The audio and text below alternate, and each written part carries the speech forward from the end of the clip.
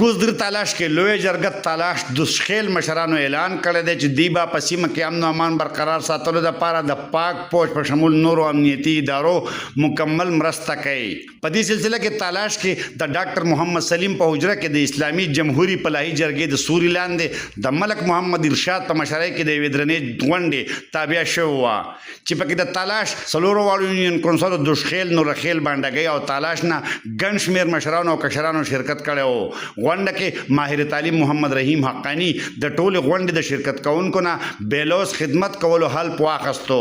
غونډه کې د لوی جرګې تلاش دشخیل پنوم جرګې قیام په عمل کې راغلی دی چې تر مخه د باغ دشخیل ریټایرډ بینک منیجر سلطان محمود صدر، احسان الرحمن سینئر نائب صدر، محمد یوسف جنرل سیکرټري، ملک شیر محمد خان عثمان خیل نائب صدر، مولانا نور سلیم په شمول نورو غړو مشتمل عبوري کابینه جوړه کړې شوې ده چې د ډي آر سی تیمرګري غړي سماجي مشر سید حسن وکیل ترې سوګند پورته کړو. غونډې ته د وینا په وخت د اسلامي جمهوریت فلاحي جرګې روحي روان ریټایرډ پرنسپل اتاب عالم خان د جرګې په قیام او سیمه کې وړاندې ناموجود جرګو په کارکردګۍ رڼا واچوله. د ویل چې په دې جرګه کې د تلاش هر یونین کونسل نه نمایندګي موجود ده.